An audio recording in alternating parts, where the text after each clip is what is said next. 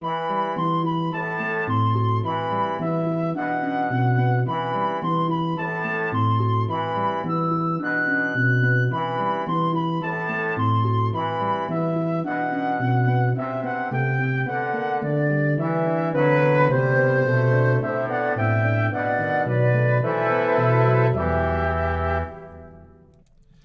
evening, everybody. Welcome back to Exploring the Lord of the Rings. This is session number 284, and this evening we are going to get to the Walls of Moria. Well, I'm not sure if we're actually there. We're going to see them anyway. We're going to get we're going to set the scene once we get up to the top of the plateau.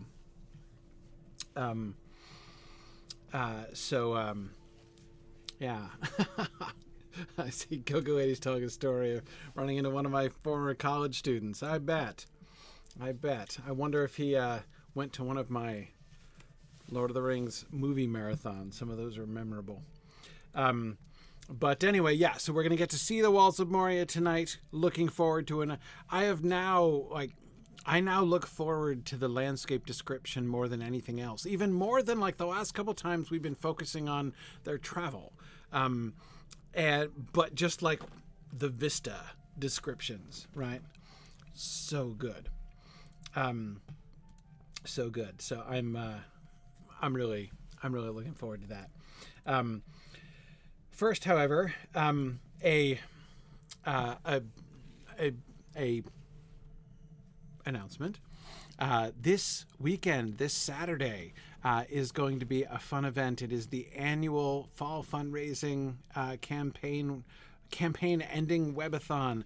Our big celebration at the end of our fall fundraising campaign is going to be this coming Saturday, the 9th of it's December, in fact, now, not September. The 9th of December, starting at 1 p.m. Eastern Time. And there are going to be basically sort of three different segments that we're going to be doing. We're going to be doing a sort of a review and a celebration of everything that's been going on at Signum and all of the stuff that we're looking forward to in all of our programs and things.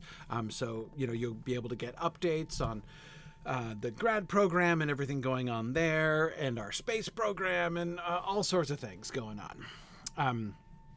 And I'll do my annual State of the University address. So we'll kind of celebrate everything that has been at Signum and talk about where we are looking to go in this coming year. But then after that, they're starting at about 4 p.m. Eastern Time. We're going to have a very special event, and that is the announcement and launch of a new program at Signum. What we're going to be doing is, I've mentioned this several times before at a couple different venues, but this is going to be our new initiative, our new publishing initiative. Signum is going to be launching a totally new kind of thing, a new kind of community, creative community publishing experience. It's going to be really cool. Well, I'm really excited about it. I'm really excited to share with you guys. I've mentioned to you, of course, we launched our Signum University Press last year, and we were experimenting with a bunch of things. I've mentioned before that this is going to be sort of 2.0 of that. Having learned a lot over the first year, we are kind of leaning into some of the things that worked really well, and we're kind of pivoting with that into a new direction, which is going to be very Signum, and I think very exciting to our community. So strongly encourage you to attend this that portion of it, even if you can't attend anything else on Saturday at 4 p.m. Eastern Time is when we're going to be announcing and introducing all the new stuff that we're going to be able to bring you. We're going to be bringing you books. We're going to be bringing you other written content. We're going to be bringing you videos and really fun video projects.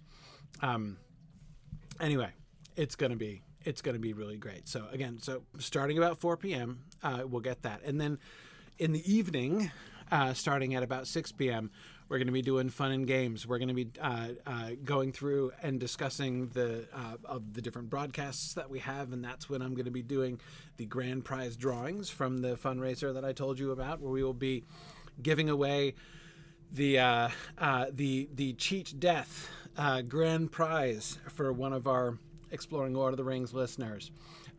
So definitely want to encourage you to attend. That'll be starting at 6 p.m.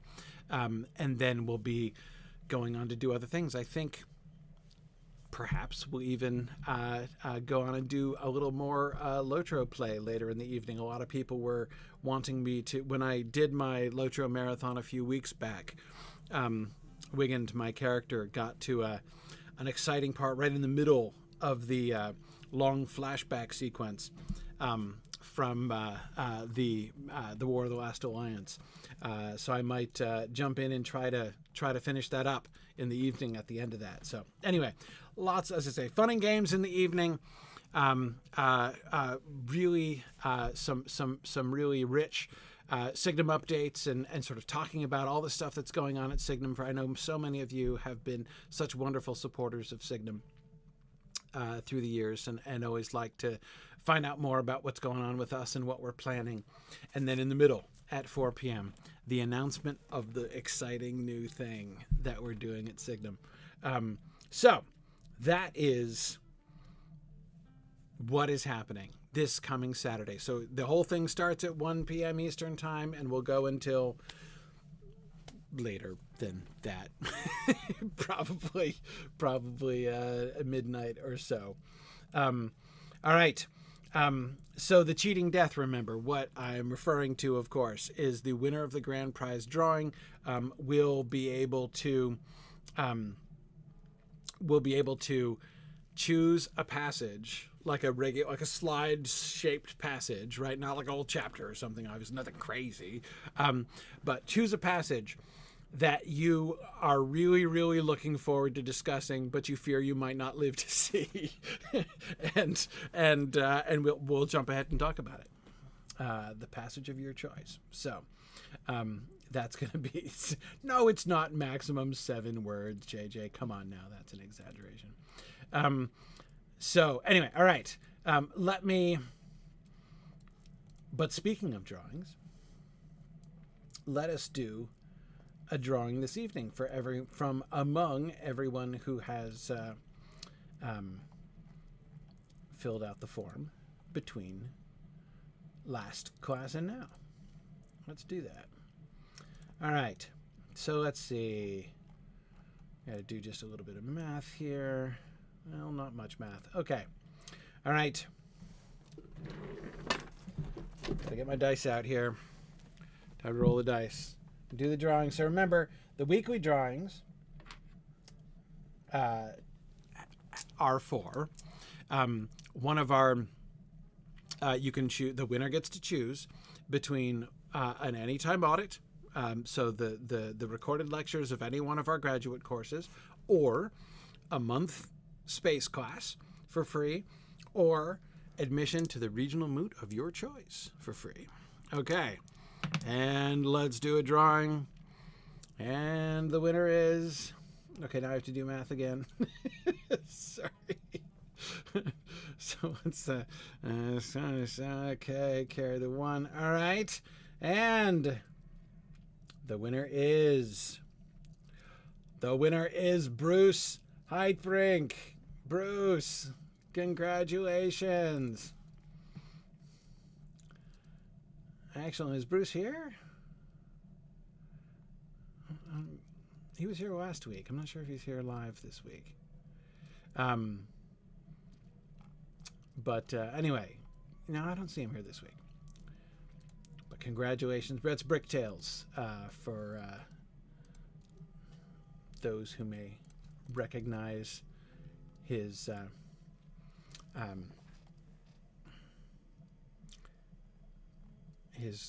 was about to say call sign, but it's really something slightly different. His username there. All right. Congratulations, Bruce. All right. Awesome. Awesome. Okay. So,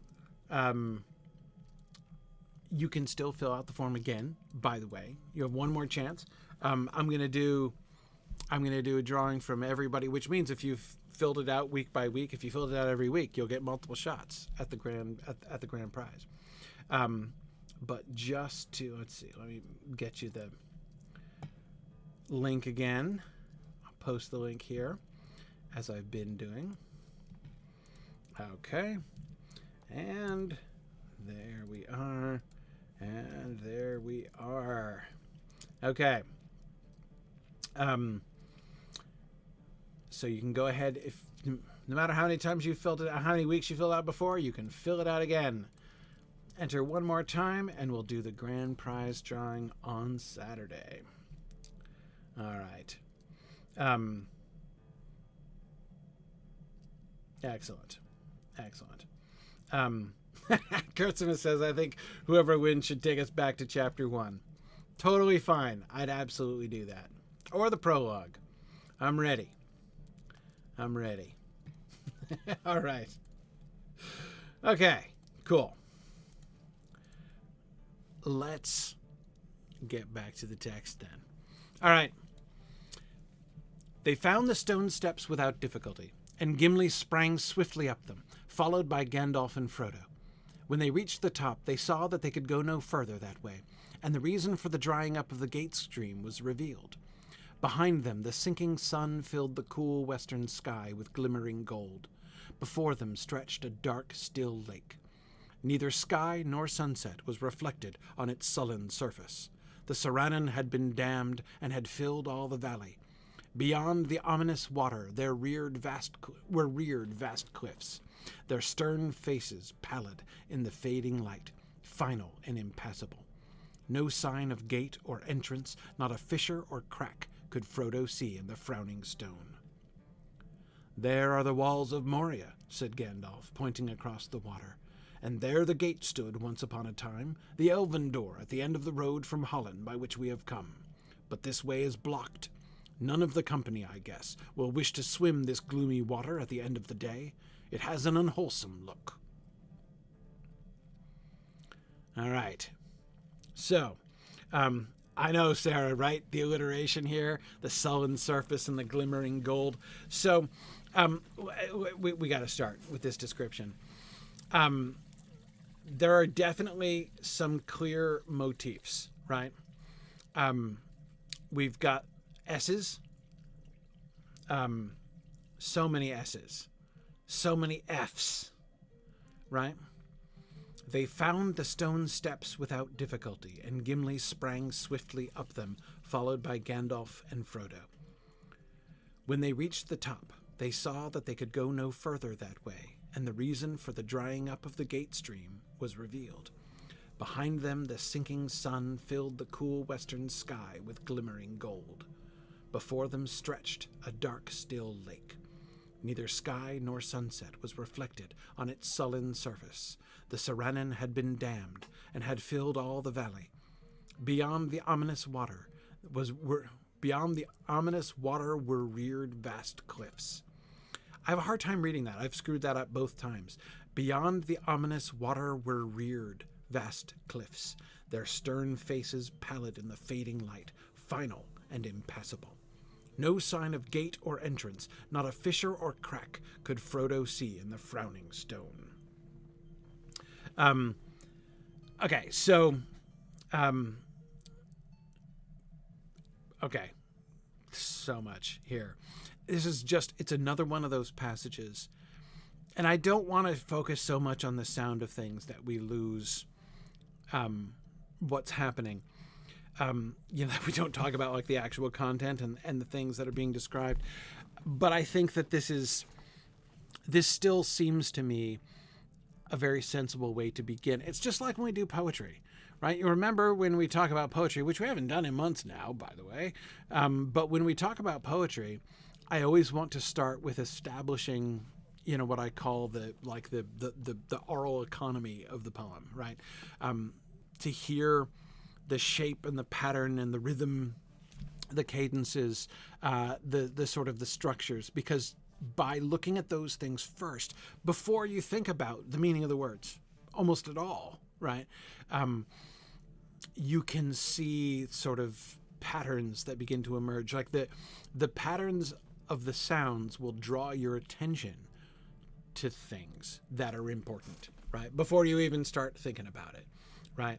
And that's always a really fun thing. Whenever you can see patterns in the text that are emphasizing certain things or making connections among certain things.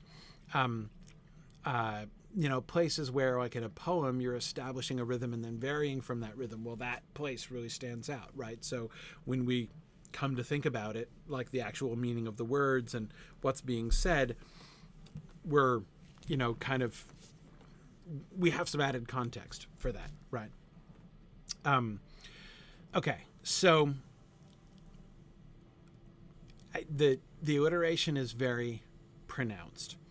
The primary, this seems to me like S's and F's are the primary trend that I see, with like a minor in G's and W's. But we get the S's right at the start. Stone steps sprang swiftly, right? Both happening in that first sentence. This sort of establishes things, like just as the opening lines of a poem also establish the basic kind of rhythmic pattern, right? We're, again, if our ears are tuned for this, if we're open to this, we hear that not only the general fact, like, hey, look, there's alliteration going on here. We should be paying attention to patterns of sound, but we're beginning to see which ones, right? Our attention is drawn to the S's from the very beginning. Then we get kind of a lull in the S's. We come back with the sinking sun, right, in sentence 3. And then before them stretched a dark, still lake. And then neither sky nor sunset was reflected on its sullen surface. The Saranan had been damned. And then the stern faces of the ominous cliffs, neither of which, ominous and cliffs, both have, again, once you're tuned for the S's, even those terminal S's, to me really stand out. Or even the middle S's of impassable. No sign of gate or entrance, not a fissure or crack could Frodo see in the frowning stone. Now, so that's one thing we see, the S's. The F's are an interesting kind of pattern. The S's really force themselves on our notice because of the pairs, the two pairs we get in that first sentence, the pair that we get soon after that, sky, sunset, sullen surface, even stretched and still in the sentence before that. The F's I find are really interesting, right? Found. So the F's don't come in pairs. Not generally. And I don't think we ever get them doubled. No, we never do. Not back to back like sullen surface or stone steps. But the F's are really persistent. They found, followed by Gandalf and Frodo. They could go no further. And then we don't get any for a little while, until the sunset is reflected in its sullen surface. But then in the second half of the paragraph, the Saranan had been dammed and had filled all the valley. Beyond the ominous water were reared vast cliffs, their stern faces pallid in the fading light, final and impassable. Stern faces pallid in the fading light, final and impassable. That's the pattern we keep getting with the F's, not the doubles like the S's. But we keep getting these two-word phrases with an F and something else, stern faces, fading light, final and impassable, frowning stone, fissure or crack, right? So it and Frodo at beginning and end, right? Which feeds into this. Yeah. So Abelard, I agree. Faces fading, final there at the end. It doesn't jump out like it doesn't hiss at us like the S's do. Especially because they come in bunches the way that they do, right? There are these stretches of hissing with all those S's especially in the beginning and in the middle of the paragraph. But the beginning and then especially the end of this paragraph, we have all of those F's that we keep coming back to. Now, again, why do we do that? Right? What's the point of that? What is the effect of this kind of choice, right? Well, like rhyme, one of the effects of rhyme in a poem is that it inescapably draws a kind of connection between two lines, right? Between two words. You're going to link the rhyme, like inevitably links in your brain those two words, right? Not that it like makes them equivalent or whatever, but you cannot help putting them next to each other. Your ears and your brain kind of force you to, right? They're a pair or a set. Similarly,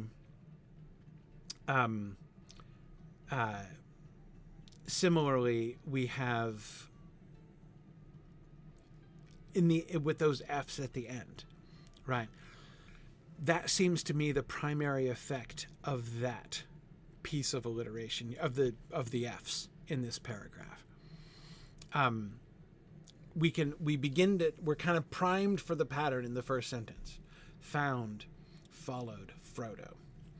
And then, but when we get to the end is when the F really comes into its own and we begin to feel this, their stern faces, pallid in the fading light, final and impassable. Final. And then, of course, frowning stone at the very end. And it's all about the cliffs, right? The F's are all about the cliffs, the faces of the cliffs, the fading light, final and impassable. You think about the word final there.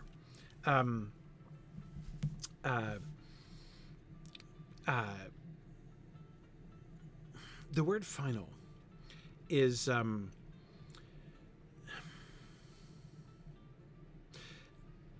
it feels right, I think, in large part because of the alliteration and because of the cadence of his sentences.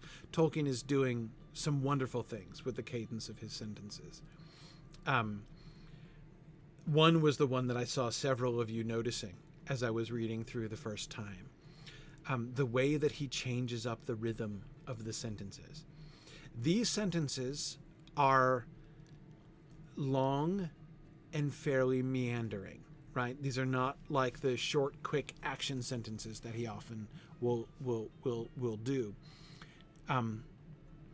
They found the stone steps with difficulty, and Gimli sprang swiftly up them, followed by Gandalf and Frodo.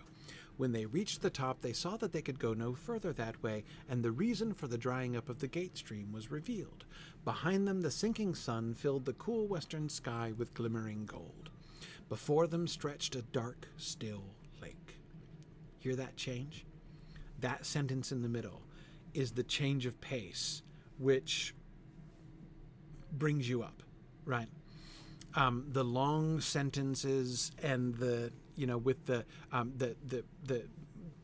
let's see, both of the first two are compound sentences. The second one is not a compound sentence, but then we get not only the short sentence before them stretched, a dark, still lake, but you get those three monosyllables at the end, right? And he starts it with that the D, which is, I see some of you are talking about linguistics and the kind of sounds the letters are. The alliteratives are fricatives here. Is S a fricative? It's a sibilant, I know, but is that technically in the same category with the fricatives? I don't even remember. Yes, all sibilants are fricatives. Thanks, Bjarna's honor. Okay, so yeah, so the alliteration is primarily on the fricatives there, but he starts this with the D, with the dark. It's a voiced plosive, right? As is B before. Before them stretched a dark, still lake. And that word order, so he's already inverting his word order from normal English or before them. Stretched is the verb, right? So he's doing verb subject. The lake stretches before them. So he's inverted it. He's inverted the word order already, which is like, okay. I mean, it's like legal and everything, but it's unusual, right? It feels poetic. But also the word order, I don't know, dark, still, lake.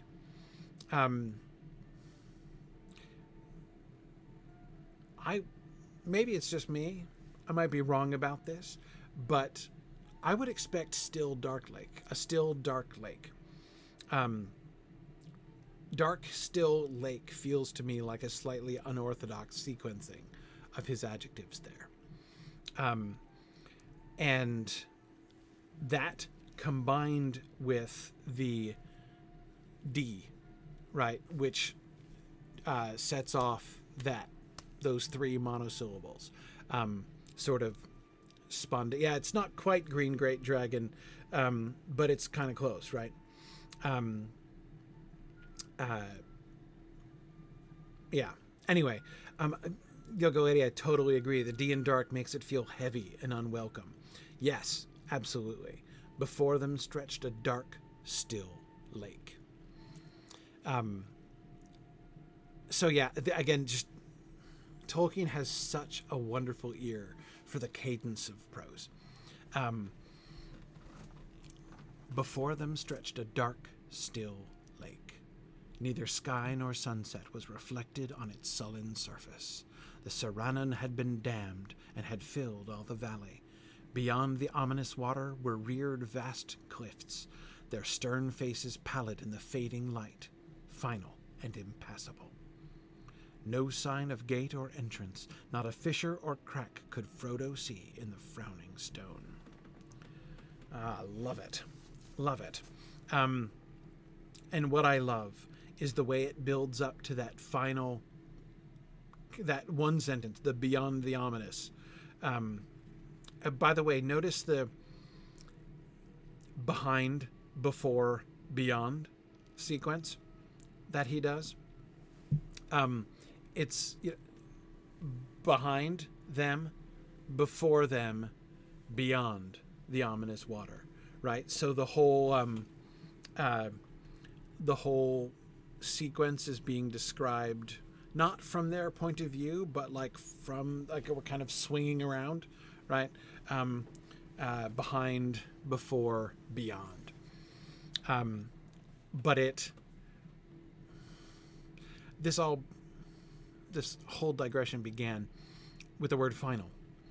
To call the cliffs in front of them, like if you just said it, or if you just said,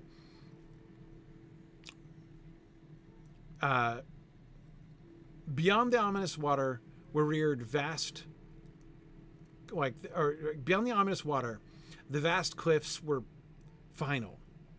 Like final is a weird adjective on its own. You know what I mean? Like it's kind of abstract. Like final in what sense, right? But it's the alliteration that especially gives it weight. You almost have to pause on it. Beyond the ominous water were reared vast cliffs, their stern faces pallid in the fading light, final and impassable. No sign of gate or entrance, not a fissure or crack could Frodo see in the frowning stone.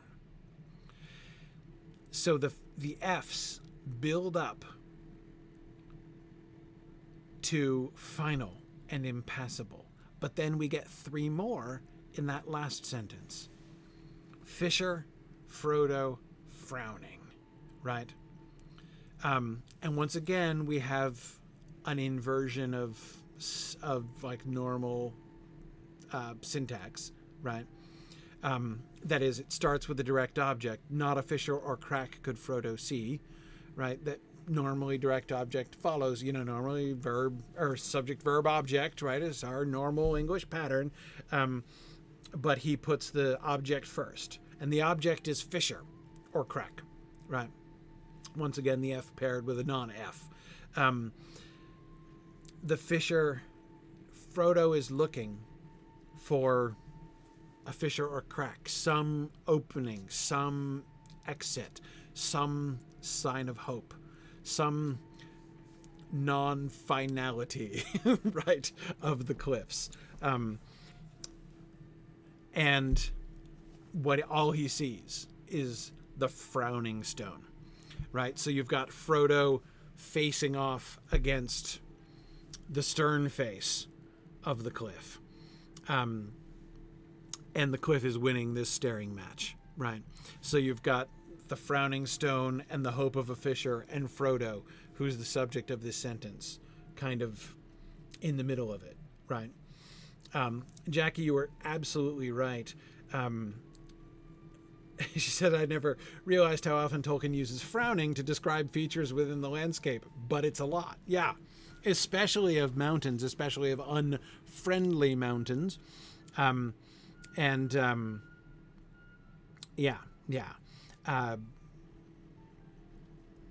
yes, the way in which Frodo himself becomes implicated within the alliterative patterns of this paragraph is really interesting to me, because he starts it too, right? We get the 3 F's in the first sentence.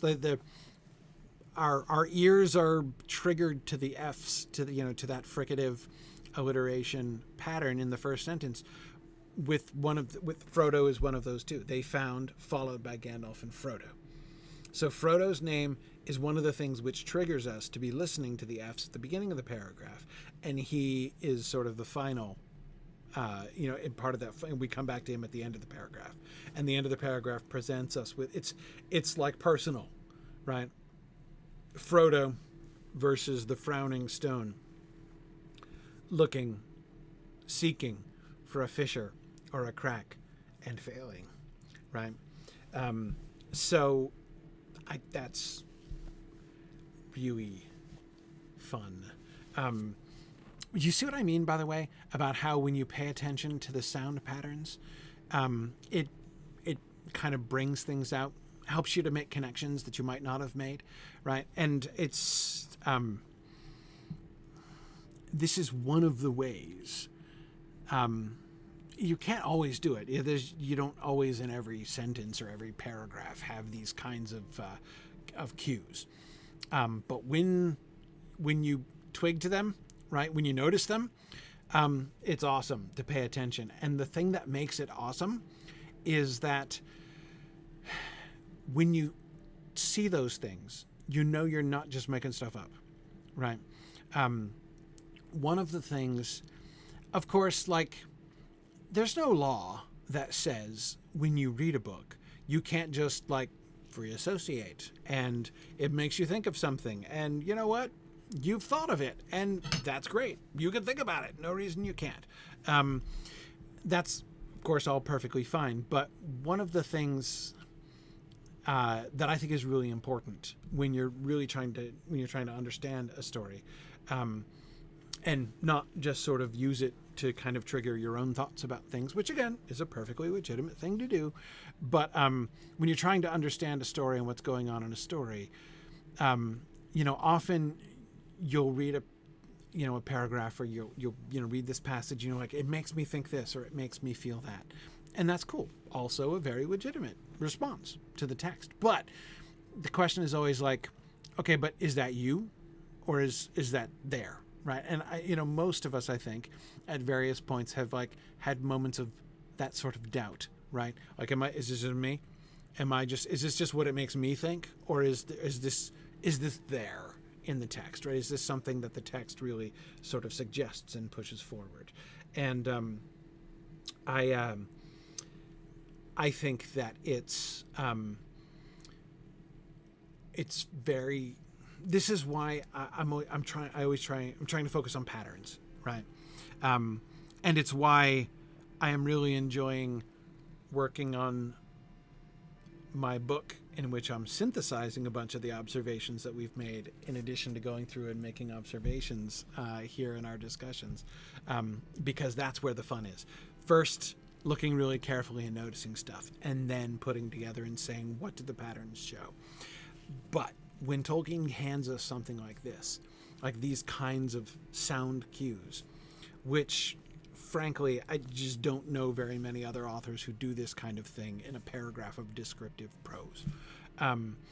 But when he does it, it's really fun to use it and pay attention to that. Okay. Johannes, that's really interesting. Frodo is practicing looking for fissures and cracks for when he gets to Mount Doom. I hadn't been thinking of this sort of foreshadowing involved there. Are you suggesting, Johannes, that there is more than one frowning mountain that Frodo is going to be facing over the course of his career? And that Frodo's relationship with fissures and cracks in mountains is perhaps significant? Yeah, that seems very. But you weren't serious at all. Well, I'm buying it, Johannes. I think you're right. Yeah, I think you're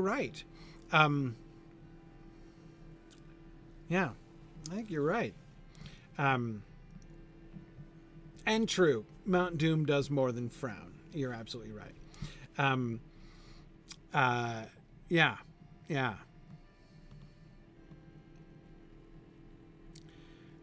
Remember, but so yeah, Johannes, yeah.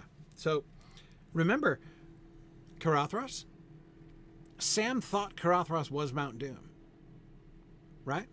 Remember, he'd begin to think that this here Redhorn was it until Gimli spoke his piece, right? So we already have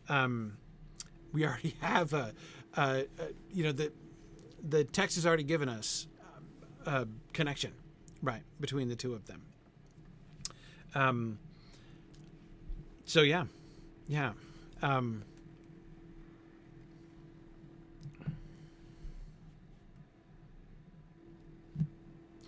Do we ever meet any cheerful mountains? Are there any cheerful mountains in Tolkien?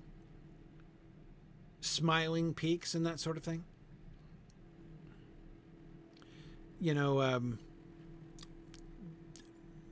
Jovial stone or something like that.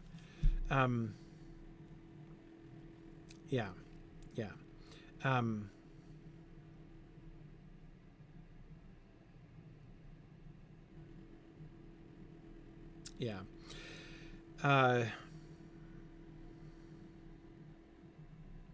Yeah, maybe in the Silmarillion. Though, even Taniquetil is not exactly like a happy little mountain,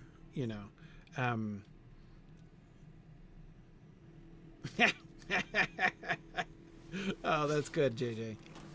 Yes, Gimli is going to describe Caradhras as smiling later on, but it's going to be a gloating smile, very unpleasant smile. Yeah. Right. Yeah. I think Mindalluin is in Minas Tirith is still pretty solemn. But anyway, to Juice Man, I want to come back to your comment because I think you're right. one of the reasons, so you may have noticed that I was kind of resisting interpreting like the fact that we were alliterating on fricatives. The main reason I think that that's significant is that they're similar kinds of sounds, right? So if you had, say, a bunch of D's and a bunch of B's, so yeah, like both D's and B's, then it would be significant, I think, not because I think that like voiced plosives are like intrinsic, like that he's doing something symbolic with voiced plosives necessarily, but just because they're both voiced, so there'd be a lot of voiced plosives. Similarly, there's a lot of fricatives here. So one of the effects that I would say that the choice of like the S's and the F's, doing both the S's and the F's in this paragraph, is that it creates even more sort of consistency of sound, right? And therefore, I think, affects us more. Even if you don't notice it. I'm not going to lie. I've never read this paragraph before and been like, oh, man, the alliteration. There are places where the alliteration had always jumped out at me, like the fling fuel on the fire paragraph that we talked about in the wolf fight just a little while back, for instance. But I never read this paragraph and it was like, oh, wow, the alliteration. But it affects you. It affects you. It steers you whether you think about it or not. And again, I think one of the effects of the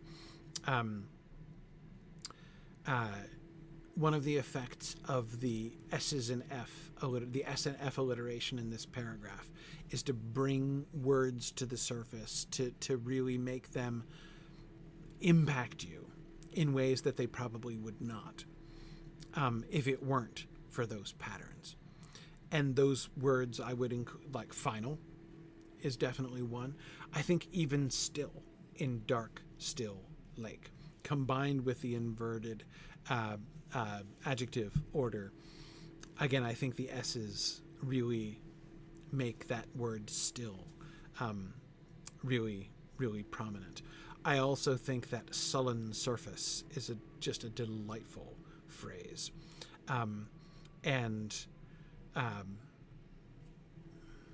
Yeah, but again, do I think it's there's like a symbolism to it or something that he's wanting? I don't think it's onomatopoetic exactly. I don't think he's necessarily trying to, convey something through the hissing sound, the hissing and windy sounds of the fricatives or anything like that. I don't think that's necessarily the case. So Two Juice Man, I agree with you that you're saying, I think Tolkien does it without thinking. I kind of agree, but I do think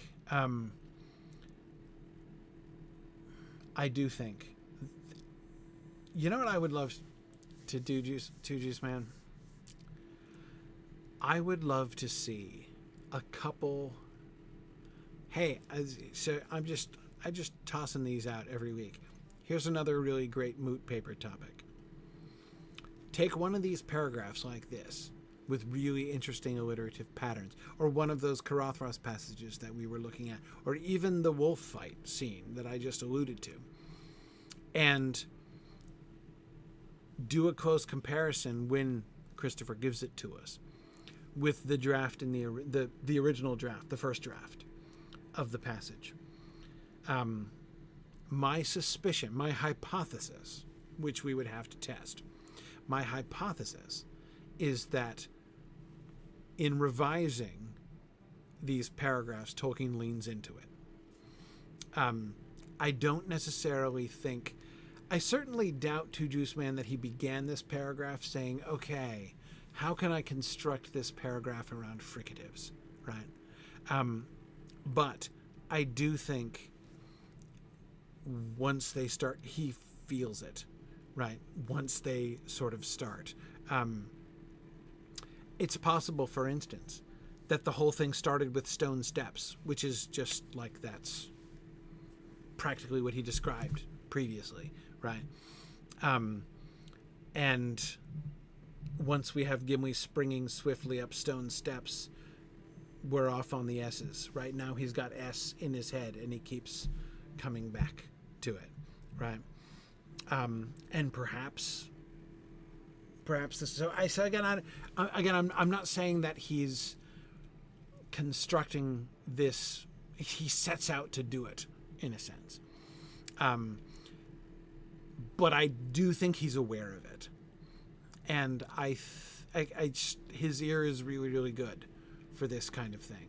And I know that he thinks, because he talks about this in places, I know that he thinks about things like the cadence of his sentences and how he's shaping these kinds of descriptions. Things like before them stretched a dark, still lake.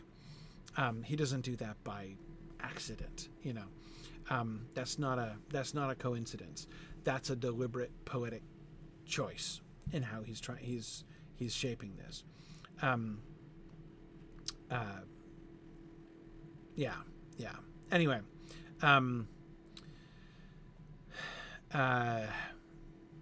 okay.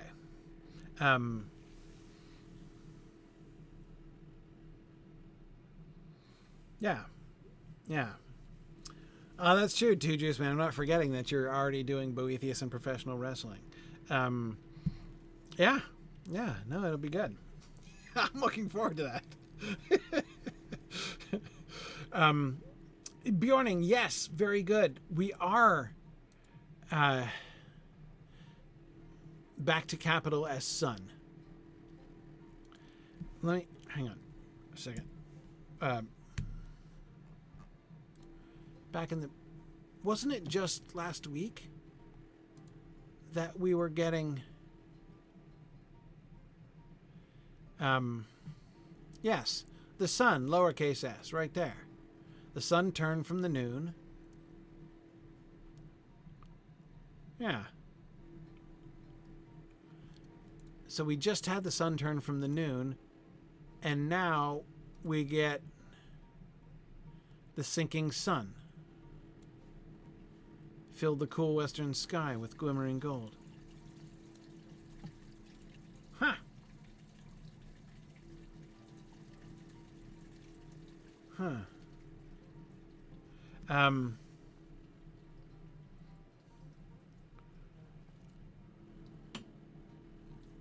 Is it an editing oversight, Emma Thorne? In the sense that, like, he capitalized sun and they forgot to uncapitalize this one? Like, yeah, I don't know. Maybe. No, it doesn't seem to have to do with personification, because that was the whole point we were making about the sun turning. Like the sun being at the noon, right, and turning. Yeah.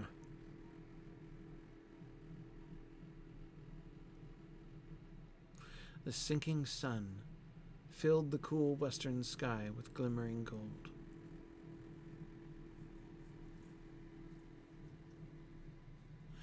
Yeah. I don't see it.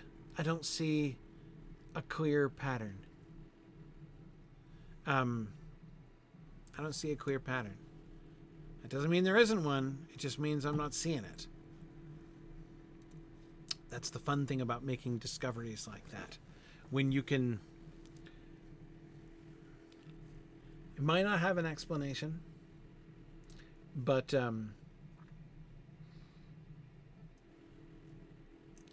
yeah. I was thinking about the sun being in the west here. Nope, not here. Here. But of course, west is not capitalized. So in a sense, that doesn't help. Yeah. Well,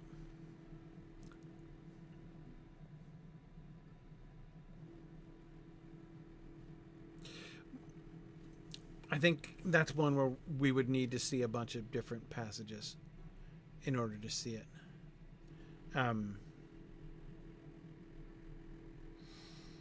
Okay. Anyway, but somebody was asking very sensibly. Let's see, who is it who doesn't want to let the alliteration discussion go. Sorry, I missed you. But I saw it, and I agree. What about the G's? Frodo's name isn't the only one that triggers alliterative notice. Gandalf and Gimli do too. The G's are less pronounced most of the time, right? The G's kind of lurk, in a sense, over this paragraph, right? Because you've got Gandalf, Gimli, and the gate. Gandalf, Gimli, and the gate is kind of what we're here for, right? But in the middle, but I wouldn't have thought anything of the gates if not for that one phrase, glimmering gold. Behind them, the sinking sun filled the cool western sky with glimmering gold.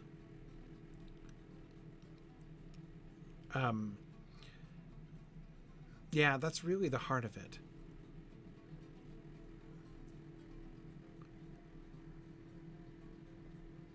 And I think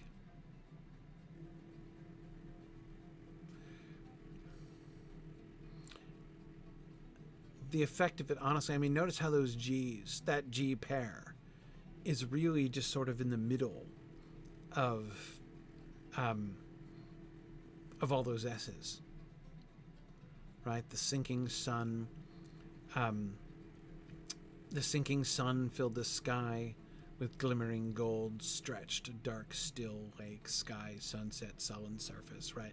So both of the sentences, both that, you know, in those three sentences there around glimmering gold, that's where we get all of those S's, right? And the G's are kind of in the middle of them.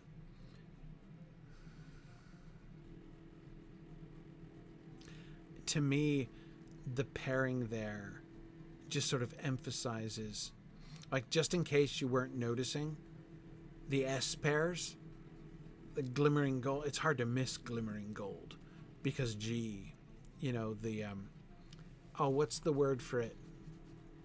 Bjarne's honor, the consonants in the back of the throat. I forget the name of it. Velar, the G, the hard G, right? Yeah, the voiced velars. Anyway, yeah, glimmering gold. It's hard to miss those because those are much harsher, certainly, than all the hissing and effing, right? Yeah, velar. That's the word I was looking for.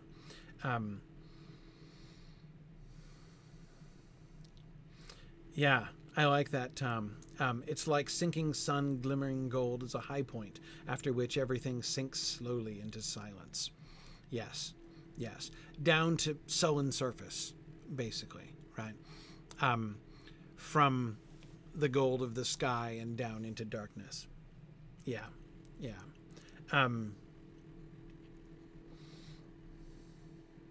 Yeah, Jackie says, it leaves me with the impression of the sun sinking and leaving them in the glooming.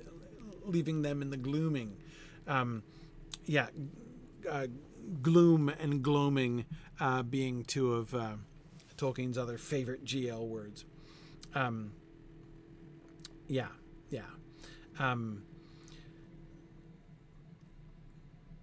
Okay. Now, but I promise we wouldn't just talk about sound.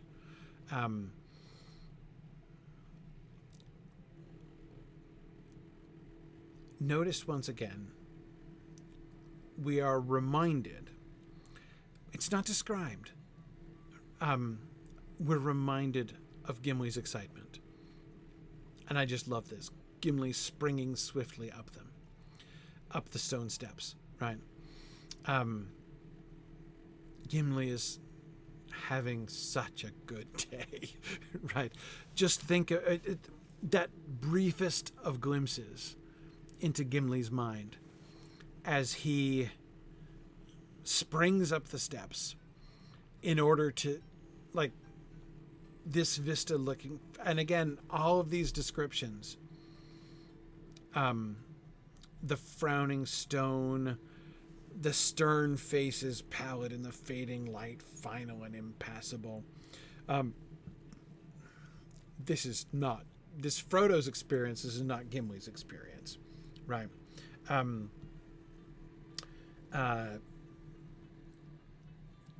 Man, it's fun to imagine. Do you think the mountains are smiling at Gimli? Do you think that's the problem? Is that we don't get mountains described from a dwarf perspective enough to see them smile? But I don't know. But I certainly doubt that he is looking at the cliffs and thinking they're frowning at him. Bricktails are frowning at everyone else? Yeah, exactly. By the way, Bricktails, I don't know if you missed it. You won the drawing earlier on tonight. But yeah, anyway. The frowning stone. We're not told. We're not told what Gimli's perspective is. We're not told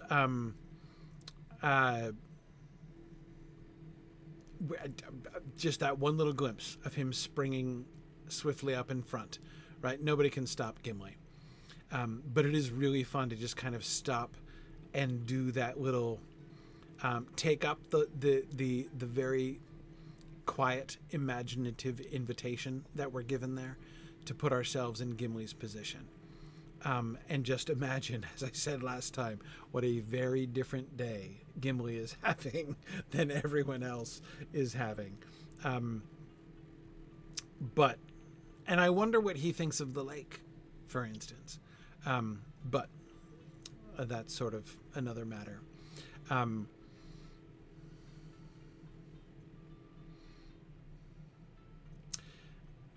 One thing that I would draw attention to. This might seem like a small step up from looking at sound patterns, but look at verb tenses and participles in this paragraph.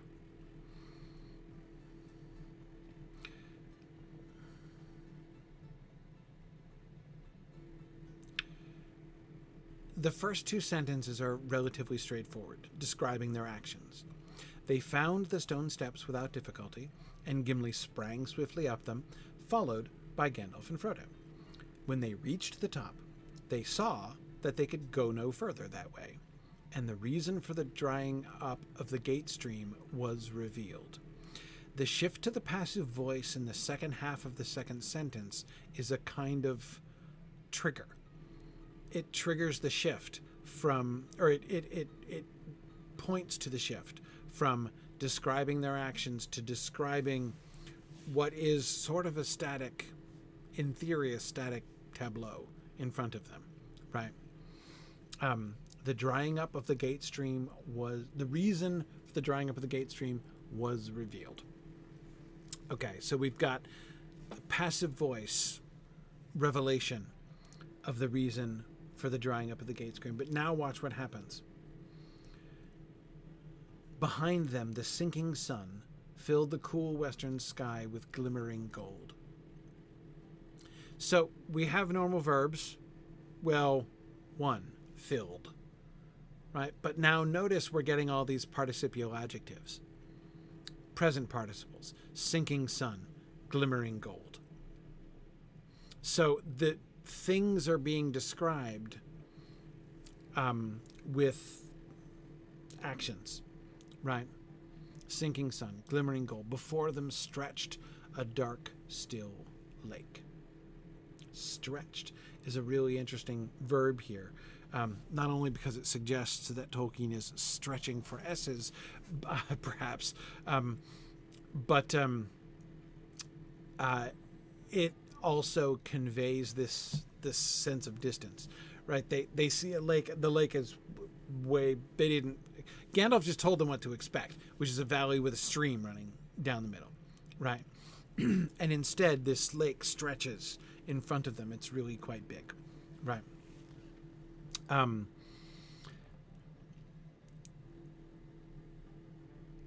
Neither sky nor sunset was reflected on its sullen surface.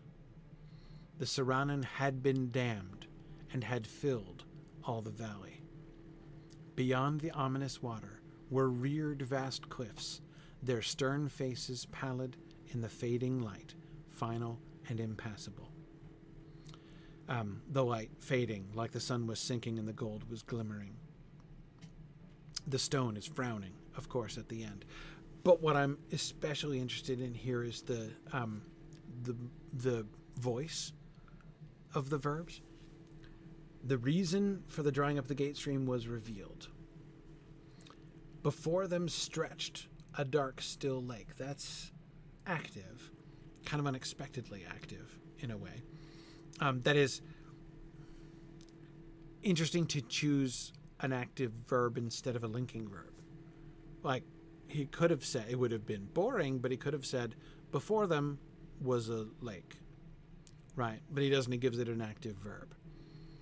Neither sky nor sunset was reflected on its sullen surface.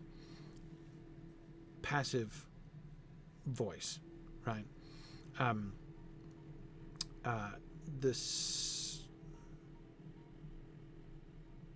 was reflected on. No, it's not passive. It feels passive because of the way he keeps inverting his sentence structure here.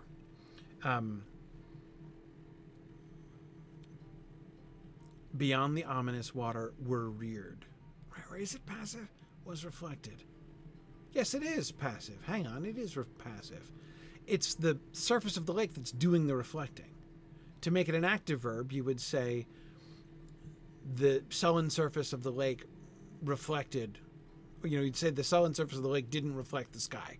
Yeah, it is passive. It is. I was right the first time. It is passive.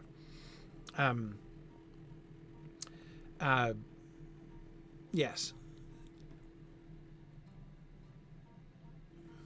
The Saranen had been dammed and had filled all the valley. Beyond the ominous water were reared cliffs. I'm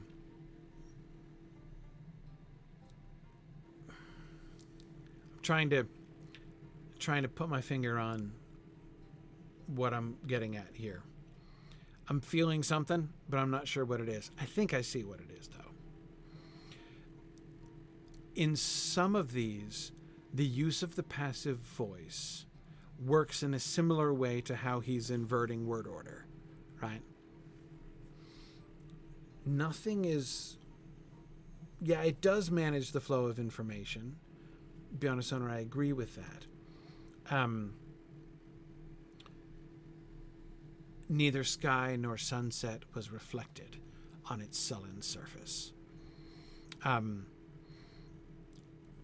I think there's the payoff of this, the passive voice, that's being used in this paragraph is the Saranen had been damned.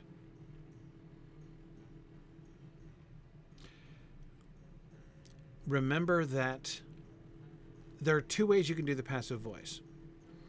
One is to change the sequence, right? So, like, normally you do in the active voice, the thing who does the action is the subject of the verb, right? So you can say, the dog bit the man. That's active voice. If you flip it around the other way, you're conveying the same information, but you say it backwards, or you say it the other way, right? The man was bitten by the dog. Passive voice, right? And by shifting it, by turning it around, you're emphasizing different things, right? You make it the man with the dog bit the man. That sentence is a story about a dog, right? The man was bitten by a dog is a story about a man, right? So I agree with you, Bjarne Sonner, in one sense. Some of his shifting to the passive voice is, as you say, kind of managing the flow of information. Neither sky nor sunset was reflected on its sullen surface. Does this, right? That's a story about the sky and sunset. Neither sky nor sunset was reflected. Whereas if you said that sentence in the active voice, the sullen surface of the lake did not reflected neither sky nor sunset. That's a story about the lake. You see what I mean? So he emphasizes the negative sky, or neither sky nor sunset was reflected on its sullen surface. The lake is dark and still, as he's emphasized before. But there is another way to do the passive voice, not just switching it around, right? But by removing the doer of the action, right? It's, if you say,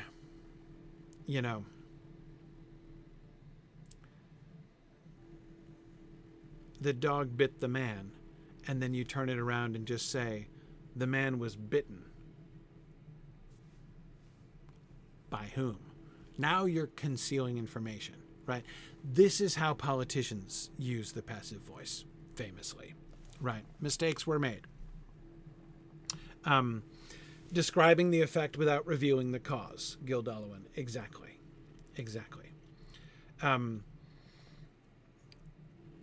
We're told in the first usage of the passive voice that the reason for the drying up of the gate stream was revealed.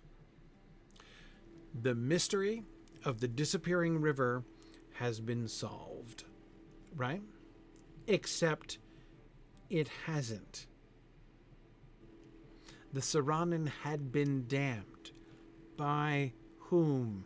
Who did the damning of the Saranen? Why has the Saranen been damned in order to fill all the valley? That was a thing that was done, right? It's, yes, and I see everybody's been having a lot of fun with the damning of the Saranen. Not in the Dantean sense. It is a damning accusation. Oh, that's pretty good, Josh. I like that. Yes, it is a damning accusation, in fact. Yes. But again, you see, this is the thing that the passive voice does here. He plays... he plays with it, right? He plays it up. In the passive voice, he says that the reason was revealed. But he doesn't actually... okay, technically, yes, in the sense that the drying up of the gate stream is due to the damming of the river, right? That made it fill all the valley. But that's not... doesn't solve the it doesn't sorry, I'm still laughing about a damning accusation. Yes, it does not identify whom the damning accusation is being leveled at. You see what I mean? So there's an actual sort of sleight of hand being done here. The reason is revealed, but the mystery is really just deepened. And that sentence, as I say, that's sort of the payoff of all of this passive voice that kind of, builds up to this. And then notice there's one more step of payoff in the next sentence. Beyond the ominous water were reared vast cliffs. He didn't have to put that in the passive voice. He could just say, beyond the ominous water. He could even just say the same verb in the passive, potentially, right? Beyond the ominous water reared vast cliffs. I wouldn't have batted an eye at it, right? But even if you wanted to say something like rose, perhaps, right? Beyond the ominous water rose vast cliffs. Like just use an active verb to describe the cliffs rising beyond the ominous water. Yeah, that would work. No problem. But he doesn't. He uses a passive verb there. The vast cliffs were reared. Reared, like somebody raised them up. Somebody, like, hey, who put those? Like, for not only are we asking, hey, who dammed the stream? We're asking, hey, who reared the cliffs? And we have no idea. Right.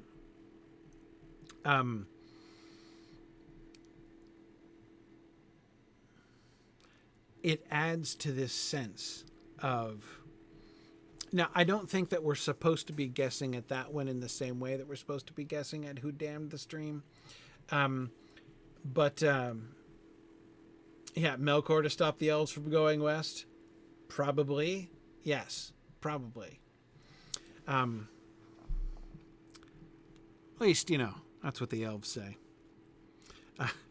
Sorry. It was one of the conversations I had with the developers of the Return to Moria video game when I was consulting with them, is we decided that passage in the Silmarillion was wrong. The passage that describes Melkor raising the Misty Mountains in order to prevent Orome going across. Not that it's completely wrong, but that it's a very inadequate and partial description, and frankly, flippant and biased description of it, that the dwarves would have a very different story, and the dwarves would know much more about these mountains than the elves did. So we invented a whole sort of dwarvish mythology about the Misty Mountains, and Khazad-dûm in particular. That was really fun. But anyway, so I can't help but think of that. Yeah. Anyway, okay.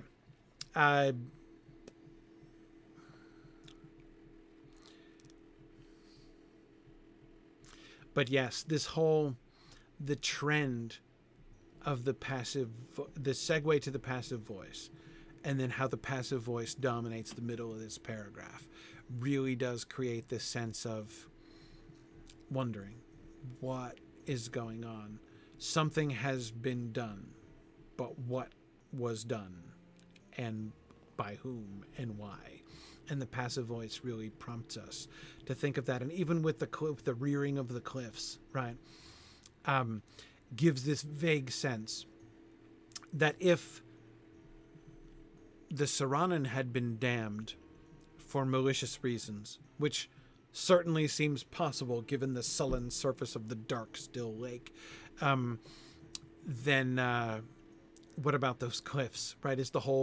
Remember the sense that we've been toying with for the last several passages, that, like, the suspicion, the doubt, the fear that the land itself is, like, out to get them, right? That's once again a thing that I hear in the passive voice about the rearing of the vast cliffs, right? Is it, what exactly are they up against here? Just like they were wondering if Sauron himself had sent the snowstorm, and his arm had grown long indeed. If he could do that, and Gandalf, his arm has grown long, right? And then, of course, the mountain itself being against them and whatnot. Anyway, that sense, I think, gets really deepened by this. Yeah. Yeah. Um,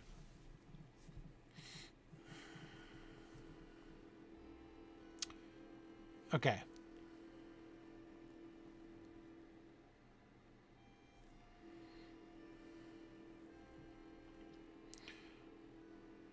One last note on final and impassable, and then we'll move on quickly to the second paragraph. Um, remember that one of the remember Boromir's words that kicked off our travel on this day, right? Um, that is his grim anticipation of the probability of death with their backs against the wall until they're swarmed over by wolves. This idea of the finality of the cliffs, I think we've got to be thinking that way. And it seems likely that Frodo, from whose perspective this paragraph seems to be described, does really, seems to me, to be thinking in terms, he's thinking about mortality here, I think. He's hoping for a sign, right? A sign of escape. Escaping underground is the main thing that they're focused on, right? They've been racing against the sinking sun and the sunset. They've been trying to get to this place before dark so they could escape the wolves, and now they have to get through the gate. The damming of the gate stream is at least a bad sign, right? The way that the stream Saranon is connected with the gate in its name. So yes, how final indeed are going to be the cliffs here.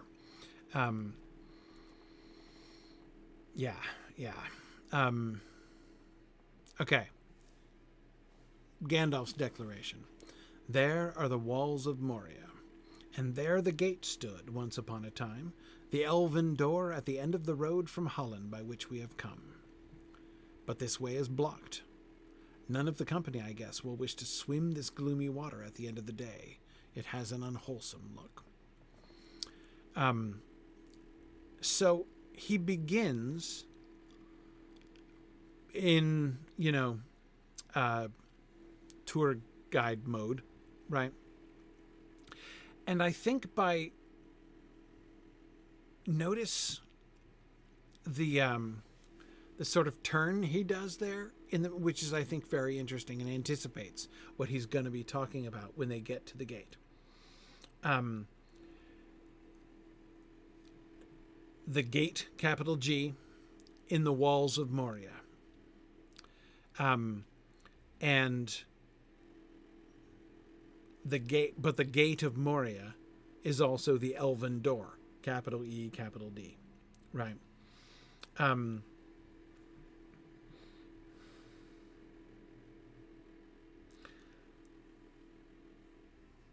He said, be honest on it, it's a little odd that he says the gate used to stand here. There the gate stood once upon a time. So he is saying, I don't think he's suggesting the gate might have wandered off, right? I think that's the point. Like, it might not look like much. Like, I know you're seeing, frowning stone without fissure or crack, but the gate stood there once upon a time. And then he adds the elven door at the end of the road from Holland. So it's not only the dwarf gate, it's also the elven door.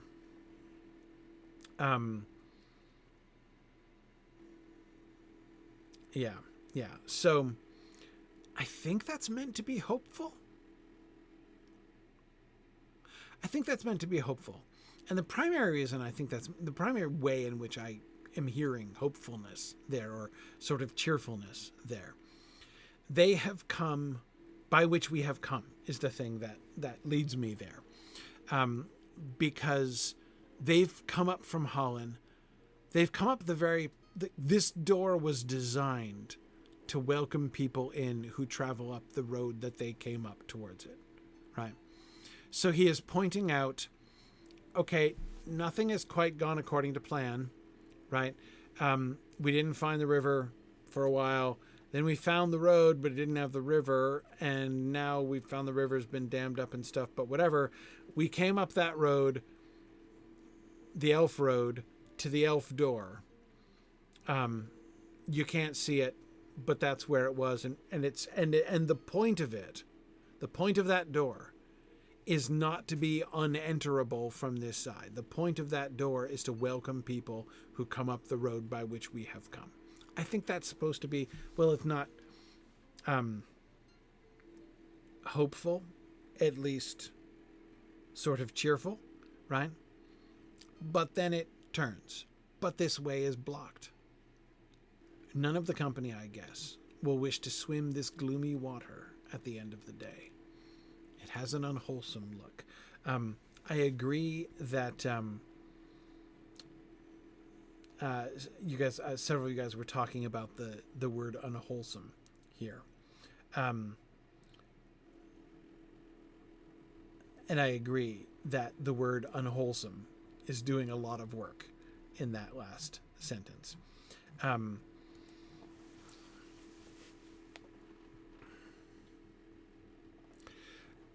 Notice what, yeah, Emily, I agree.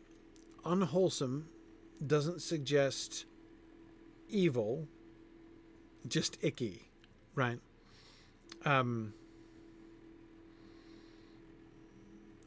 Not characterized by or conducive to health or moral well-being, Jackie. Okay, there you go.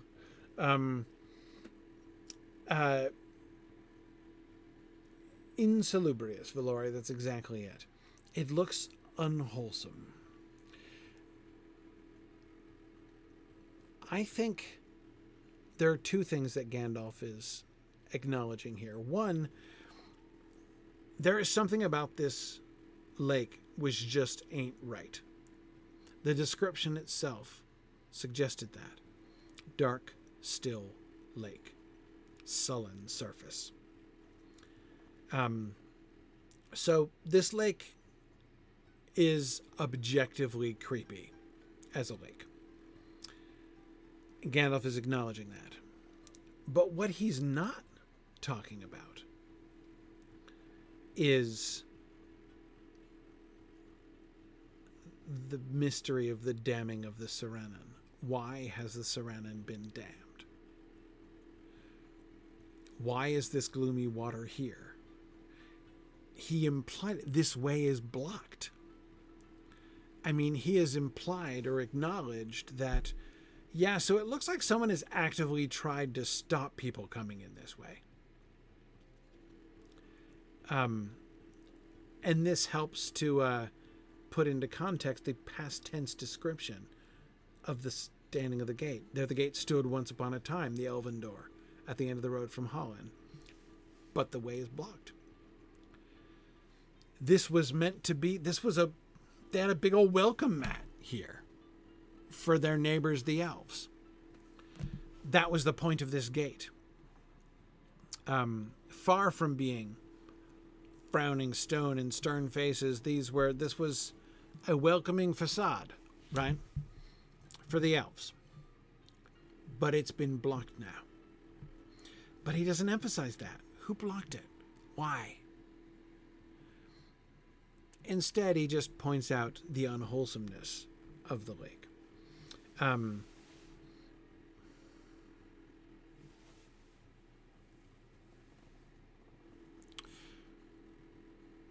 I don't know why the lake's not frozen.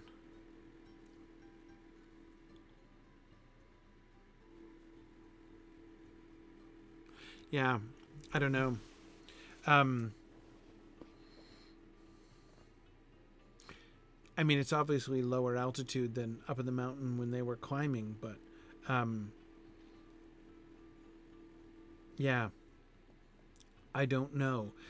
We don't know exactly how cold it's been. apart from that eastern wind, it doesn't seem to have been very cold. Like, they're not described as being in like Arctic winter conditions, you know, apart from in the snow on the mountain, but that was up high in the mountain. Yeah. Everett, the other use of unwholesome, is that in chapter 2? When Gandalf tells Frodo that the ring has an unwholesome effect on its wielder that sets to work immediately. That was my guess as to when the other use of unwholesome was.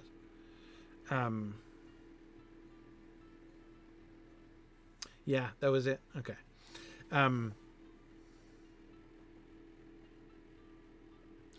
Yeah, I think it's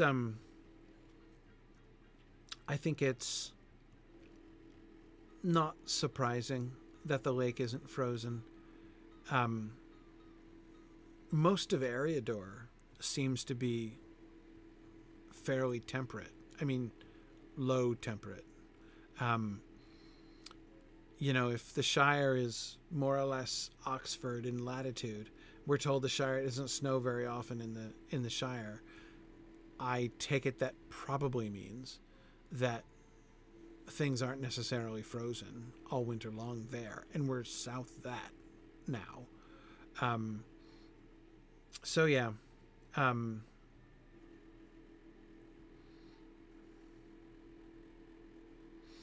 Yes. Oh, that's interesting, Bricktails. The word wholesome is used 4 times, as in Rivendell, a wholesome peace lay on the land. Interesting. So yeah, Sphinx, exactly. We're in the equivalent of like, you know, somewhere in the middle of France. Yeah. And yes, Abelard, I agree. It faces west and would get sun during the day. Right. Yep. Probably so.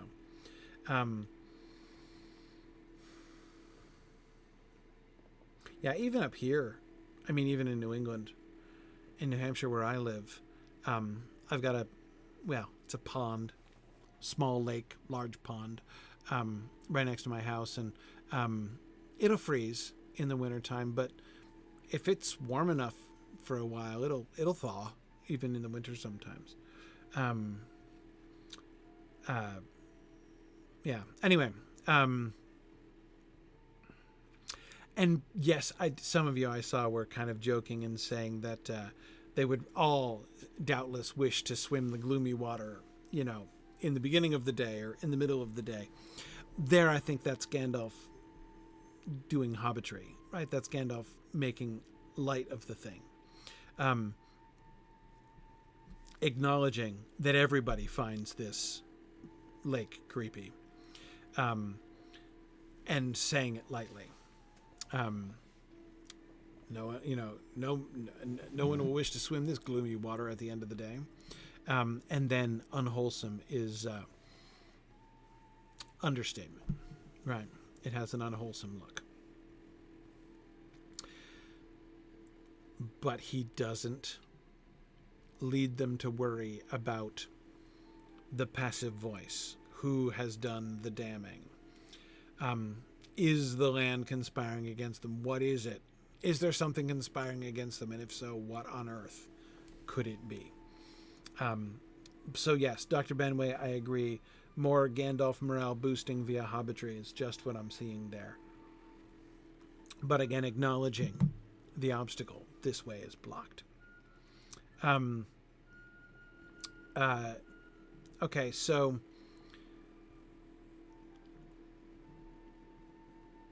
yeah.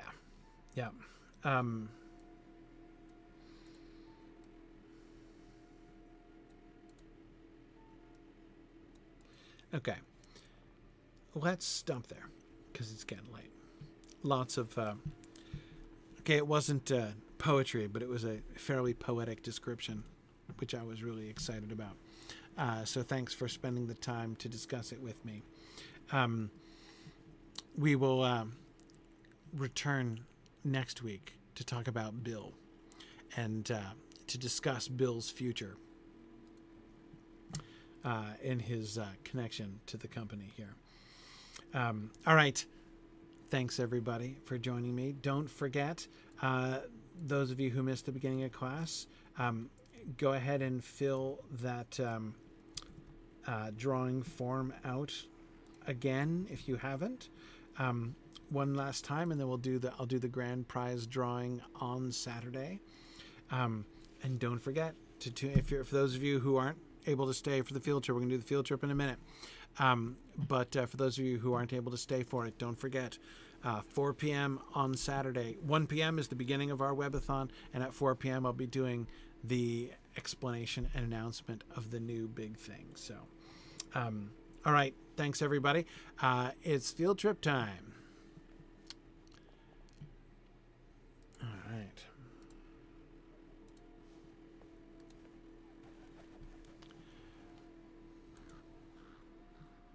So tonight we're going to continue trying to finish up Swan Fleet.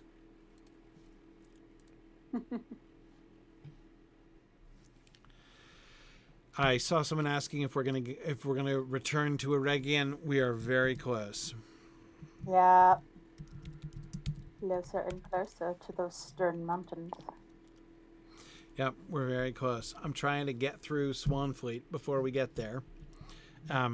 But when we get to the gate, we still have the fight with the Watcher and stuff to go. So we have still several weeks of class, but that'll give us time to actually do the Eregion field trip. So, are we going to replay the instance? To wait. Oh yeah. To Watcher in the water. Yeah. Well, maybe we could. I'm not sure if that's an instance or plot thing or cutscene. I'm not sure. I'm not sure how this works. I will defer to people who know more than I do. Yeah, we'll have to figure out. I haven't approached Moria with a new character since Grifflet, I think. So. Oh yeah, man! I remember when we did that. That was fun. Yeah. But anyway. Okay. All right, I'm back. You logging in? All right. I'm back. I'm still raiding everybody up.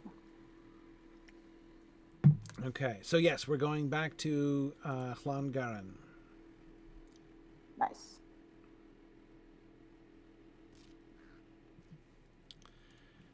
All right. Just FYI, the Watcher Underwater is a solo instance. Solo instance. Okay. Still, Corey can replay. Okay.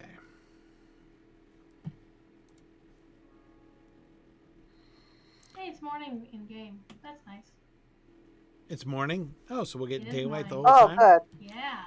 Okay. All right, so we've still got at least a couple more places to go. Let's look around. Okay. Yep. So we just got to Llangaren, which looks fairly... So we've got a bunch of our sort of Celtic friends here who look a lot like our friends down in Enidwaith and Dunland. What's the... Yes, Llanwg, that's what I was thinking of. The big town in the middle of Enidwaith. This looks much like their architecture. And the locals over here, with their tattoos and furs, their face tattoos and furs. Woad. Yep, very similar. So I'm excited by one thing. What's that? Okay, here's what I'm excited by. Their architecture. here with the sort of whitewashed stone, I think. Yeah. The whitewashed stone and the, like, you know, the wooden eaves sticking out and sticking up around the smoke hole in the top and everything. Mhm. And then we look up at the tower on the hill. Yeah. Clearly their construction, right? Yes. That tower on the hill, entirely consistent with the architecture of the rest of this little town, right? Yeah. Yeah. This is The this white stones are interesting given all the red stone we've been seeing. Yeah, well, again, they seem, there's some gray stone like in this wall here, but it looked like, from the look of that house, it looks like they actually might whitewash the stone. Yeah, with some sort of lime or something like that. Right, and if we turn around and look from here at like that big house in the middle, and then the tower over there, again, perfectly clear that those watchtowers, if watchtowers they be, is what they look like, are constructed by these folks. And remember where we first saw one of those? Up on the hill above Mossward. Oh, yeah. And we were saying, oh, look, that doesn't look like the same architecture down here. Yeah, it does not look like one of the Whoville watchtowers we've been seeing. Exactly. But, so that suggests some kind of overlap. So let me, first, so let me, You can actually see where some of the whitewash has been rubbed away. yeah, I thought that's what I was seeing on that other house too. Can we go into this big building? Doesn't look like it. No, I guess not. No. Okay. This is a big old building. It'd be kind of fun to see what's inside, but that's okay. So, I mean, you got this, first of all, round architecture. So, like, nobody's building square houses exactly, right? We've got these, like, rounded, squat buildings with the wood beams sticking out of them. Yep, corners are wasted space. Yeah. So, that's their style. Why did you run off? No one could find you. Who, me? Yeah, you. Oh, sorry. I went up on the hill up here by the big house. Okay. So, The one with the horns? yeah. All right. So, and here's one of the towers right over there. And so we can finally get up close to one of those, which we haven't been able to do yet to this point, and I doubt we can enter it. Yeah, I wish we could enter one of them. That would be fun. Well, it's a really rickety door here. Yeah, obviously they're not worried about security. Are these splashes of blood around the door? I kind of think they might. Maybe it's be. Passover. Well, that's what I was immediately thinking about. Like some kind of ritual, like, to, I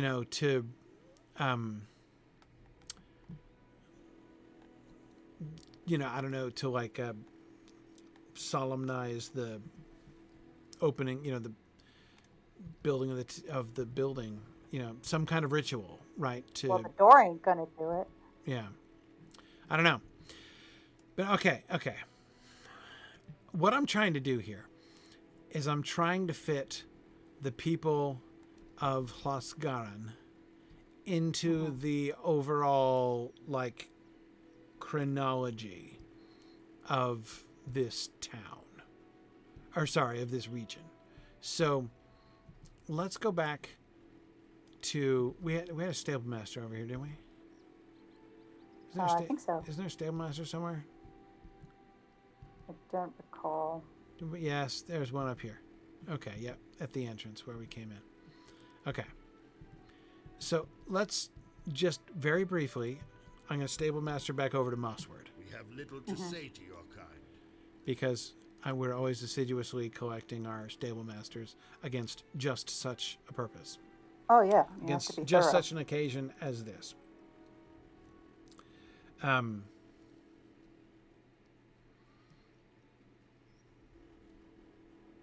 Okay. So back in Mossward,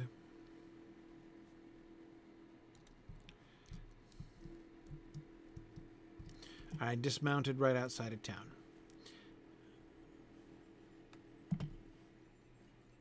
Aha. Yes.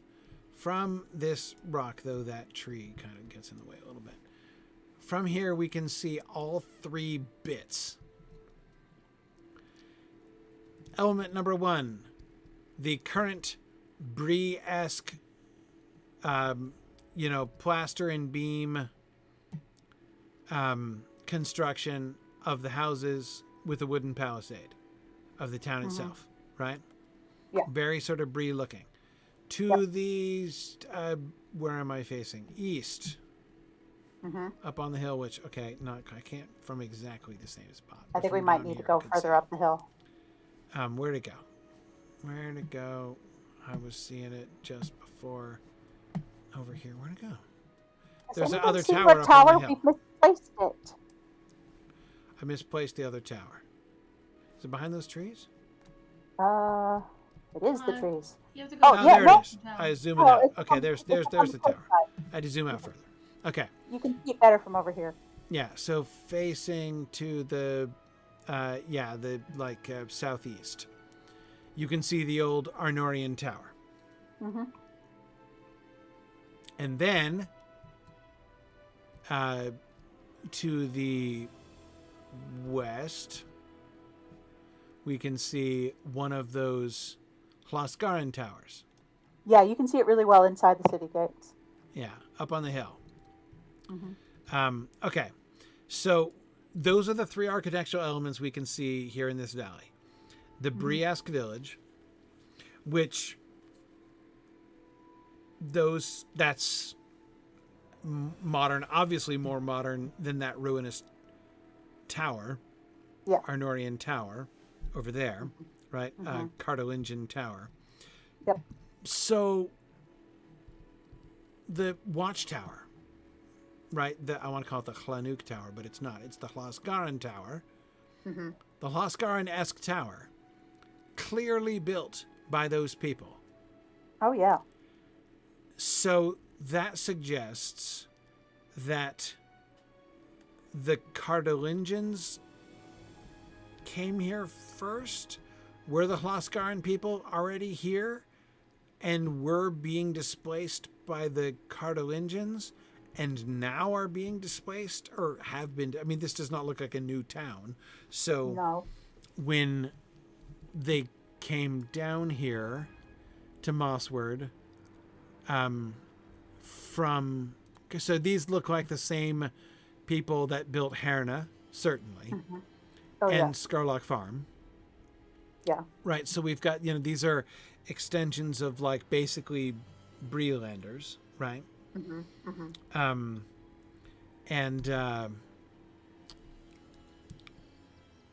But it looks like this is, judging the way in which those watchtowers were built on the heights around the little valley where Hlasgaran, the town, was located, right?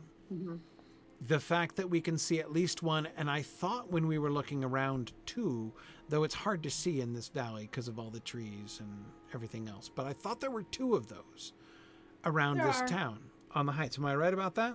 Yeah, there's one to the south, but you have to go like away from the town out to the valley to see it. Yeah, that's these what tall bushes aren't helping matters. Yeah, I like thought where I am, if you find me, it's like south of the red circle. You can then look right past the guard tower and you see the one guard tower. I thought I remembered seeing it when we were riding around the countryside. Yeah. So that seems to me to suggest that perhaps this very valley in which Mosswood is built was once a settlement of the people of Hlasgaran. And that they were displaced by these, let's just call them Brielanders.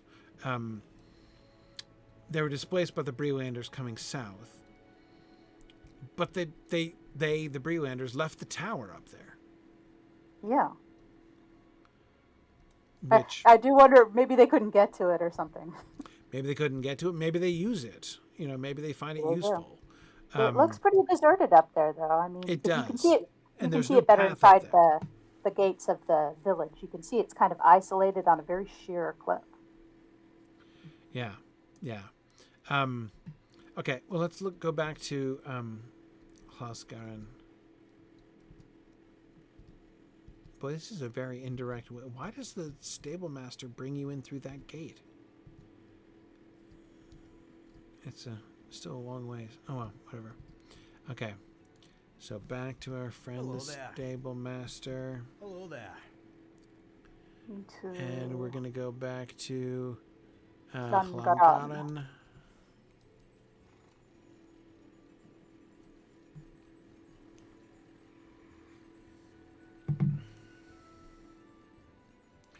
It's possible, Arnold, that there was an intermingling of the peoples, though I'm not seeing really any, apart from the fact that that old tower was left there, I'm not really seeing any obvious cultural influence as represented by, their architecture or their clothing. Yeah, we're not really seeing we're not seeing a Dunlending in Breelander clothing or a Breelander with woad paint on his face. There doesn't seem to be a sort of a homogenization or combination of the cultures as much. Yeah. I mean, it doesn't prove that there was no intermingling way back, but if they did, it was pure assimilation on one party's part. It does seem so. Yeah, that's exactly what it looks like. Yeah. And so, but what we're seeing so far in Swanfleet as a whole, and we always knew that Swanfleet was like a border region, right? At the point of transition between Old Arnor and Old Gondor, but in the kind of no man's land that nobody really claimed, and neither kingdom claimed or did much with. But one of the things I'm noticing so far is that everything is pretty separated, right? We have the Breland-esque Mossword, with that one interesting relic as an exception. We have the little hobbit enclave down in the hills. And now we're seeing a Dunlending settlement here in the middle in Llangaren, though with evidence that there used to be more. I didn't see any, by the way, in the mountains. The hobbits don't seem to have displaced anybody. But, yeah. And I agree, Rowan. It's very clear. It feels very Bree-ish. Like you give it maybe another millennia, and we might have something similar to Bree in the end. Yeah, in Mossword, you mean? Yeah, well, in Swanfleet. In Swanfleet as a whole, yeah.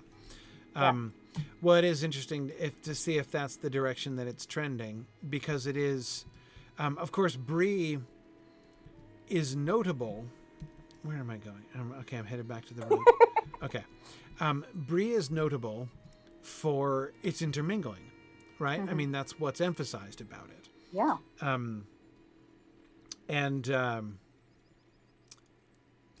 Ooh. Huh. What am I looking at? It looks like it's wrapped in I'm looking at something else. Totem. That's Karas Gelebrin up there. Oh, I thought you were looking at the pole.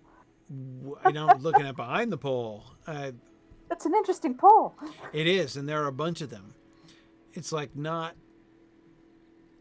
What's wrapped around them? It looks like cowhide or auric hide. Yeah. Is it like training wheels for beginning riders? Yeah. Oh, makes me think of Henstaker Farm. Don't remind me. Okay. Anyway, yes, Karas Gelebrin. Interesting. Well, that's we'll see, but I'm not going to go that way yet. Quite. Maybe we'll end up in that direction. But let's go back and look, because I said we'd go back and look at one more thing, which is the river crossings and such. So you mentioned it like it needs a little push to become like Bree. And I think like part of the plot of this whole area is that we're starting to see that as the free peoples have to come together against the threat of the goblins and Isengard. And that might be the final push that sort of, that joins the communities together that were Yes. previously isolationist. Isolated,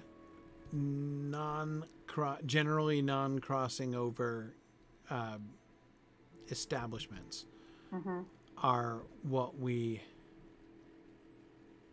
have definitely been the trend here so far. It's all well and good till you have a common enemy and need to band up. Yeah. Okay, so now here's my question. How similar is this bridge to the bridges we were seeing in the Hobbit territory?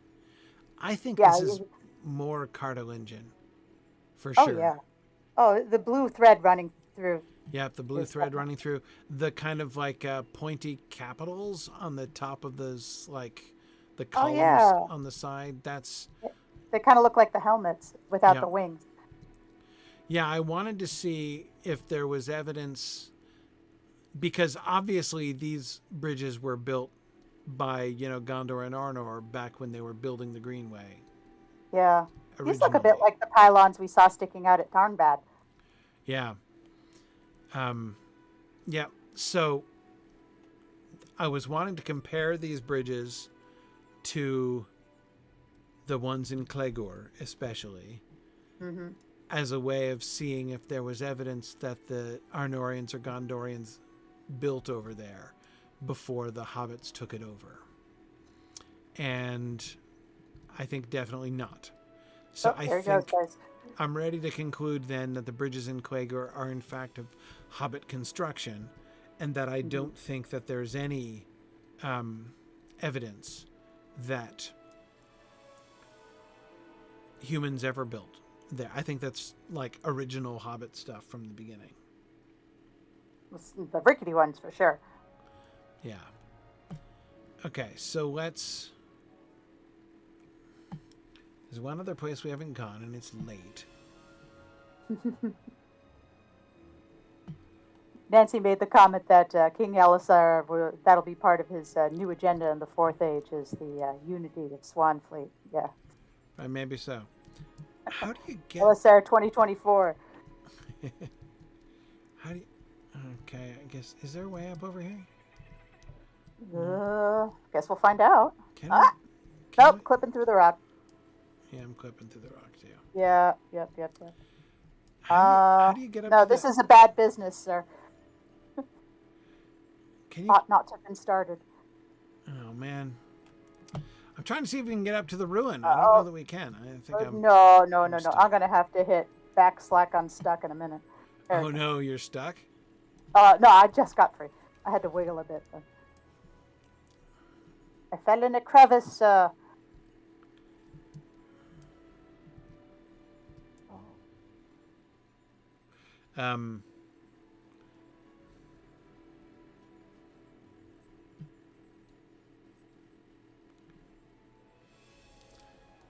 don't think they want us to go up to that ruin. Yeah, they really do. Scenario. Which is frankly impolite. I'm just going to say. I'm not telling you said that. Frankly impolite. No consideration for the video gamer archaeologist. Come on now. I mean, if you're going to make a ruin on the hilltop, let us go up and explore the ruin. Enticing. I see a goat up there. Up. Yeah, no, that is completely impassable. Yep, nope. Well, fine, okay. Footpad up there. What is perfectly clear is that this now wholly inaccessible ruin is obviously a Cardolin ruin. Yeah, I guess so. We've been rumbled. So from here, I'm just going to, like, with assumed dignity, ignore the fact that I'm being tantalized by that ruin. What I'm wondering is... Oh, we found a way up. Did Go you? around west. Go around to the west. Yeah, it's a hill. There's an orc up there. Yeah, how do you get up there? A sheer force of will.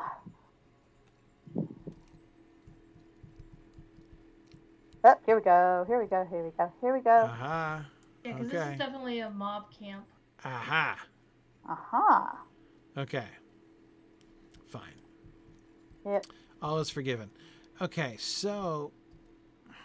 all right, so it's all sort of corroded.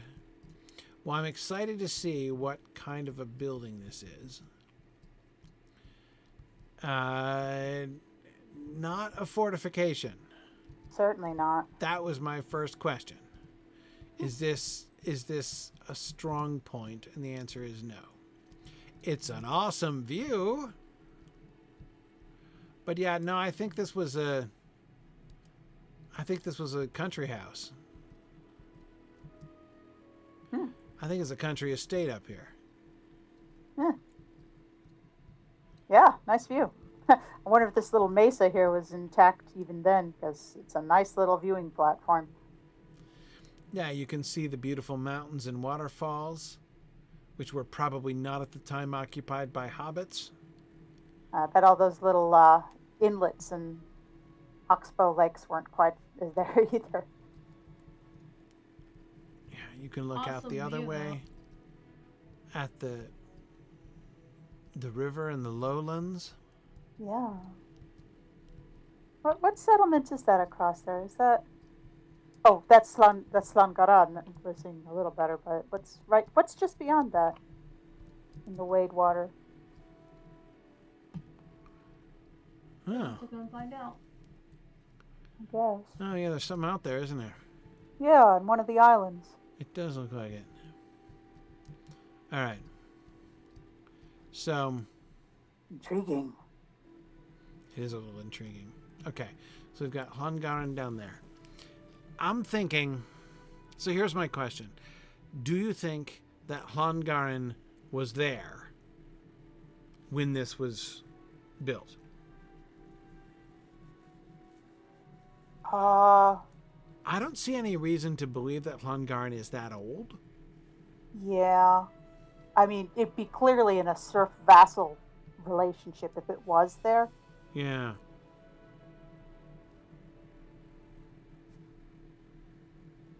But we don't even know how much the river's changed since then. Wow, what am I looking at over there? Yeah, that's what I was saying. There's like a little... Is that a village or standing stones or ruins or what is that? I'm going to go look. I bet you I'm guessing that's a cemetery. I bet that's a burial ground. It's not. That's what it looks like. We'll see. Okay. Yes. It looks elven from my sharp eyes. Yeah, I see a couple of Well- I can see a couple of arches over there. I'm seeing elvish stuff to the due east of here. It's the thing to the north. northeast. Right on the other side of Llangaren. Yeah. Yep. I am there now. It's called Gwal Kruban. Well, hang on. We'll see. Let's not spoil the wonder with haste. Let's not eat all of the chocolates in our advent calendar. We'll get there. Exactly. Let's not eat all the chocolates in our advent calendar. That's exactly right. We'll get there. It'll be fun. Maybe we should start from Llangaren. I was gonna pop up the road to the next stable master. Maybe we'll start from there, and next week we'll explore the islands, because it looks like there are some things to discover around about the islands. So we'll look about the islands, and then we'll end up at the stable master there next time. Look at Calas Galebrin, and then we will only have then we'll have Western Eregion, and that will transition us back into Eregion. So no problem. That's what we'll do. All right. Excellent. Very good. Sounds Well, as I good. say, it's getting late.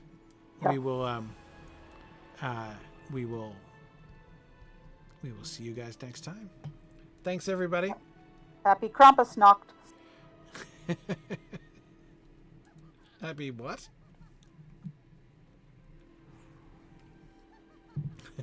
All right. Good night, folks. See you guys again soon.